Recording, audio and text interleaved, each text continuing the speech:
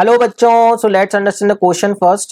A particle moves from the position r1 3i cap plus 2j cap minus 6 cap to k cap to the position 14i cap plus 13j cap minus plus 9k cap under the action of the force that is 4i cap plus j cap plus 3k cap. So work done यहाँ पे पूछा है बच्चों.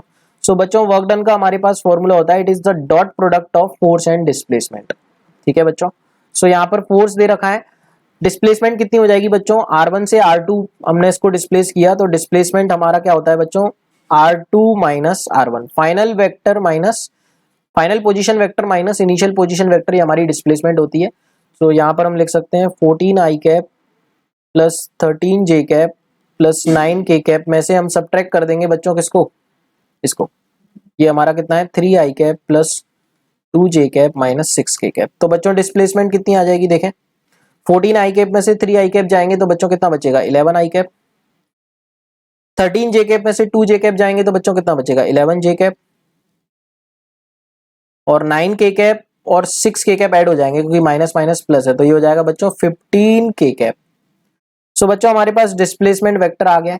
सो अब हम work done निकाल सकते हैं. Work done is the dot product of force and displacement. तो फोर्स वेक्टर कितना है हमारा 4i cap plus j cap plus 3k cap dot displacement. Displacement हम निकाल चुके हैं बच्चों 11i cap plus 11j cap plus 15k cap.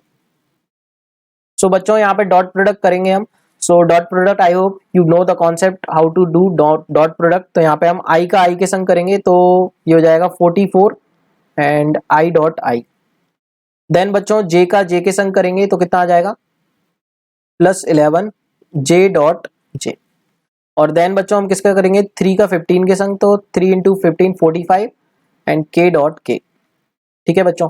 और बाकी टर्म्स अगर हम बात करें i का, अगर हम j के संग करते हैं बच्चों i डॉट j तो कितना होता है i डॉट j 0. ठीक है. सिमिलरली बच्चों हम i डॉट k करते तो वो भी 0 बनता. तो यहाँ पे मैं लिख देता हूँ i डॉट k 0, इसलिए हमने बाकी टर्म्स नहीं लिखे हैं. डॉट प्रोडक्ट में वेक्टर्स में अच्छे से बताया जाता है, तो यहाँ पे हम डायरेक्टली यूज करेंगे. j डॉट i भी हमारा 0 होगा, j डॉट k भी 0 होगा.